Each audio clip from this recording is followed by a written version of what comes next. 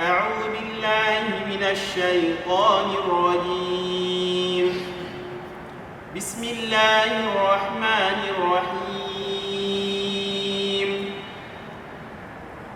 مثل الذين ينفقون أموالهم في سبيل الله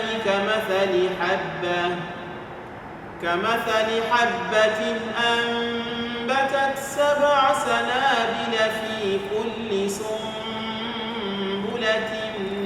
100 حبة والله يضاعف لمن يشاء والله واسع عليم. الذين ينفقون أموالهم في سبيل الله ثم لا يتبعون ما أنفقوا منا ولا أذى لهم أجرهم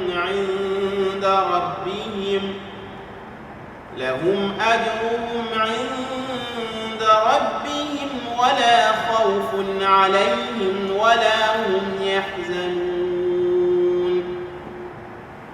قول معروف ومغفرة خير من صدقة يتبعها أذى والله غني حليم. يا أيها الذين آمنوا لا تبطلوا صدقاتكم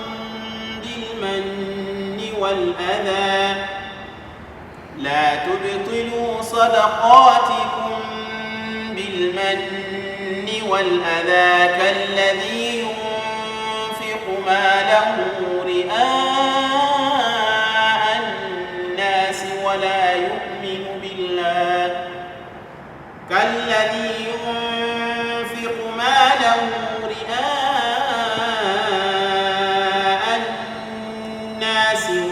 يؤمن بالله واليوم الآخر فمثله كمثل صفوان عليه تراب فأصابه وابل فتركه صلدا لا يقدرون على شيء مما كسبوا والله لا يهدي القوم الكافرين. ومثل الذين ينفقون أموالهم ابتغاء مرضات الله وتثبيتا من أنفسهم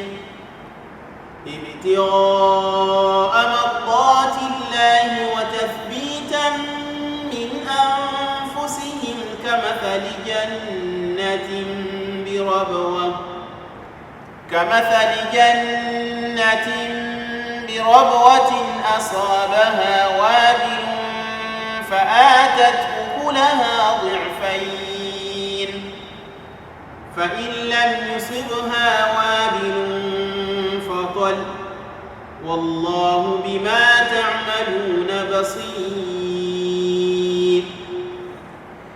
أيود أحدكم أن تكون له جنة من نخيل وأعناب تجري من تحتها الأنهار له فيها من كل الثمرات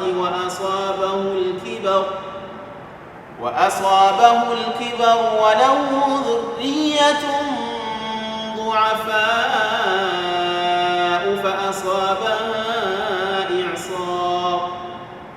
فأصابها إعصار فيه نار فاحترقت كذلك يبين الله لكم الآيات لعلكم تتفكرون.